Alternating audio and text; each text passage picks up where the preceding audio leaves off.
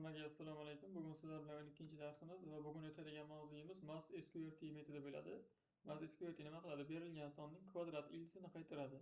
Mass_sqrt ning umumiy ko'rinishi mass object chaqiriladi va sqrt metodi chaqirilib x qiymat berib yuboriladi, ya'ni x yerga istalgan qiymat berish mumkin. Ya'ni bu x kvadrat ildizini topadi, faqat musbat sonlarda ishlaydi, ya'ni manfiylarga ishlamaydi. Musbat sonlar bilan ishlaydi bu mass_sqrt metodimiz. İşlashini ko'ramiz. Birinchi misolni kopirovать qilaman va bu yerga o'rnataman. Bu yerga tashlayman. Va ko'radigan bo'lsak, console log mass_sqrt birinchi qatorga 9 berilgan, ikkinchi qatorga 25 va uchinchi qatorga 14 berilgan. 9 ni ildizda 3 chiqadi, 25 niki 5 va 14 niki 8 chiqishi kerak.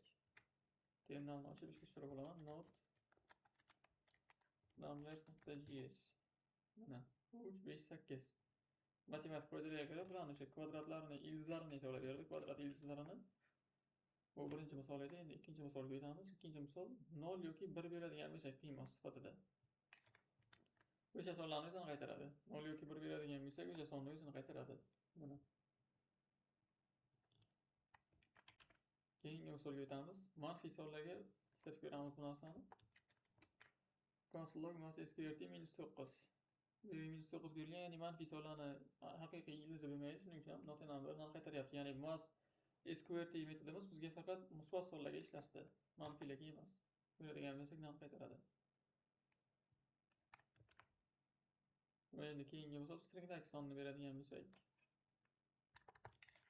Console log mass_sqrt 49 berilgan, ya'ni string ichida buni type string hisoblanadi va 49 dan ildizi 7 chiqadi. Mass_sqrt metodi ham qolgan number metodlari kabi string ichidagi sonni numberga aylantira oladi.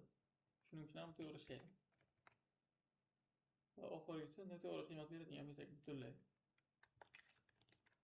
Yerga console log mass_sqrt metodi chaqirildi va hello degan string berib yuborildi, ya'ni buni numberga aylantira olmaydi. JavaScriptda biron bir metod buni numberga aylantira olmaydi.